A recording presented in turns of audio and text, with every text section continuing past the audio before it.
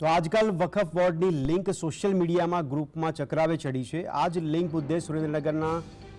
Social media ગ્રુપમાં પૂર્વ ધારાસભ્ય ઋત્વિક મકવાણા અને થાન નગરપાલિકાના પૂર્વ ભાજપ પ્રમુખ વિજય ભગત વચ્ચે ચકમક થઈ હતી। વકફ બોર્ડની નોટિસ અંગેની પોસ્ટમાં ઋત્વિક મકવાણાએ સુરત દેવળની જમીનના મુદ્દાને લઈને સળસળતો જવાબ આપ્યો। વકફ બોર્ડ અંગે આઈટી સેલના મેસેજના જવાબમાં કહ્યું કે કાઠી સમાજના નવા સુરત દેવળ મંદિરની 1600 વીઘા જમીન શ્રી સરકાર કરી નાખવામાં આવી છે અને સુરેન્દ્રનગર જિલ્લામાં આવેલ જૂના સુરત દેવળ મંદિર નજીક ખનિજ માફિયાઓનું ગેરકાયદેસર ખનિજ ખોદકામ ચાલી રહ્યું છે। વકફ બોર્ડની નોટિસની પોસ્ટના જવાબમાં કહ્યું કે કાઠી સમાજના મંદિરોની જગ્યાઓ પર ખનિજ માફિયાઓ અને સરકારે કબજો કરી લીધો છે, તે ખાલી કરાવો।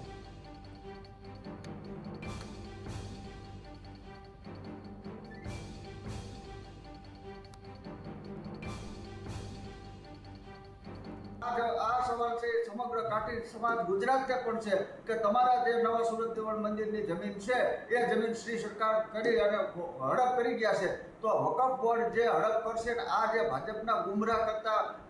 મેસેજો અને લિંકો ફરે છે એની સામે આ ભાજપની કહેવાતી હિન્દુની સરકાર કહેવાતી કેન્દ્ર સરકારમાં પણ ભાજપ છે, ગુજરાતમાં પણ ભાજપ છે, ત્યારે આસ્થાના કેન્દ્ર સમો કાઠી સમાજનું જે મંદિર છે નવા સુરત દેવળ મંદિર એની 450 વીઘા જમીન જે આ સરકાર હડપ કરી ગઈ છે, પહેલાં હિન્દુવાદી સરકારને કાઠી સમાજને પરત આપવી પડે અને આ મંદિરને પરત આપવી પડે એ અમારી માંગ છે। અમે અનેક રજૂઆતો આ બાબતમાં અમે કરી પણ છે, પણ પરિણામ શૂન્ય છે। એટલે અમને વકફ બોર્ડ કરતાં આ ભાજપની સરકાર ઉપર